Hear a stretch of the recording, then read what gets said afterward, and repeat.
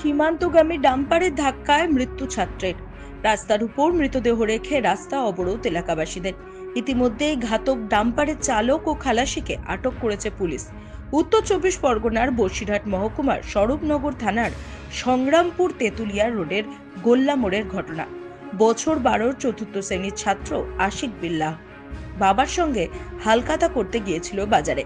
ফেরার পথে গোজাডাঙ্গা সীমান্ত থেকে স্বরূপনগরগামী একটি খালি ট্রাক পিষে দেয় আশিককে। জখম আরও এক। এই ঘটনায় স্থানীয় বাসিন্দারা রাস্তার উপর ছাত্রের মৃতদেহ রেখে বিক্ষোভ দেখাতে শুরু করে। 1 ঘন্টার অধিক সময় চলে রাস্তা অবরোধ। ক্ষতিপূরণের দাবিতে মৃত ছাত্রের পরিবার ও স্থানীয়রা বিক্ষোভ দেখায়। আমাদের এইখান থেকে নিয়ে একদম গোকুলপুর অব্দি এখানে পুলিশ লাইন দিয়ে দাঁড়িয়ে থাকে 2 হাত পেতে, শুধু টাকা। একটা যদি আমরা একটা রেশনেও যাই বাইকওয়ালাকে, সে বাইকওয়ালাকেও ছাড়ে না। তা আমরা বলতে চাইছি স্বরূপনগর থানা তো এরকম আমরা তো দেখিনি জীবনে, আর ওদের জন্য এই গাড়িগুলো দূরপাল্লা করছে। এটা চাইছে না। আমরা কি চাইছি, আমরা তো যে এখন যাতে এই ব্যবস্থাটা একটা পুরো যাদের লাইসেন্স নেই কিন্তু পয়সা দিয়ে ছেড়ে দেবে তো ঠিক না। কিন্তু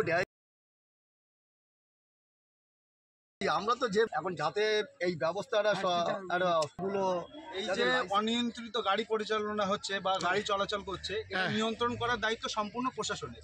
আজ যদি প্রশাসন অপারগ হয়, বারবার এই অভিযোগ করার পরেও যদি তার কোনো সুষ্ঠু সমাধান হয়, তাহলে প্রশাসন অপারগ।